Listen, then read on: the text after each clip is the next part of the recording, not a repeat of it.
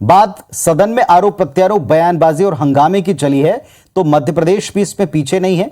विधानसभा की कार्यवाही, बजट सत्र वहां भी जारी है, वहां भी तमाम माननीय बैठे हैं और माननीय जिस तरीके से बहस कर रहे हैं, कार्यवाही को कल तक के लिए स्थगित किया। इस दौरान एमएलए जीतू पटवारी को बजट सत्र से निलंबित कर दिया पूरे सत्र के लिए। जीतू पटवारी पर सदन में गलत बयानबाजी करने का आरोप लगा। राज्यपाल के अभिभाषण पर पटवारी ने कहा था, बाघ, शेर, घड़ियाल बाहर गए और बदले में छिपकली, बंदर, तोते लिए गए।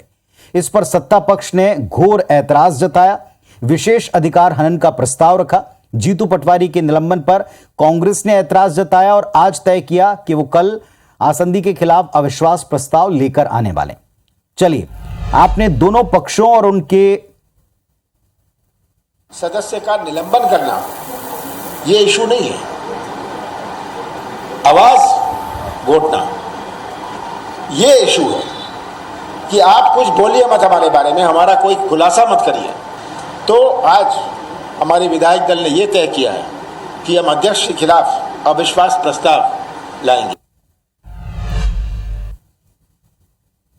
तो अब दो बातें देखने की। पहली बात कि क्या अविश्वास प्रस्ताव लाया जाता है, किस तरीके से विपक्ष एकता का परिचय देता है, जो वो मुद्दे उठा रहा था उन मुद्दों पर क्या वाकई वो आगे भी अपनी बात रखता है। लेकिन सदन के अंदर और सदन के बाहर बयानबाजी को लेकर जो कुछ भी माहौल बन रहा है, उससे क्या असल मुद्दे गुम नहीं हो रहे? जरा इस बात को समझते हैं, डिकोड करते हैं। आपने अभी दो तस्वीरें देखी और नेताओं के बयान सुने। मध्य प्रदेश और छत्तीसगढ़ दोनों राज्यों में इसी साल चुनाव है। दोनों राज्यों में सरकारों का अपने अपने कार्यकाल का ये आखिरी बजट है।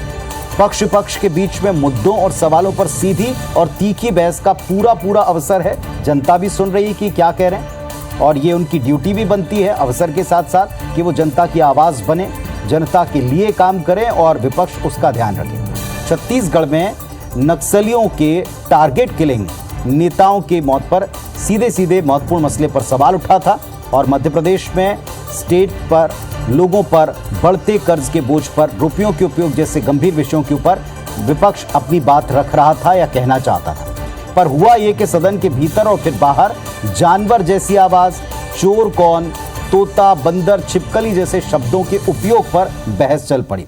अब जब इतना तीखा वार हुआ तो पलटवार भी वैसे ही हुआ और जब इन शब्दों पर वार पलटवार हुआ, मर्यादाएं तार तार हुई, तो फिर शाम ढलते ढलते जनता को असल और अहम मुद्दों को हटा करके सारी की सारी डिबेट इन शब्दों पर अटकी, जैसा भी हमने की भी और देखी।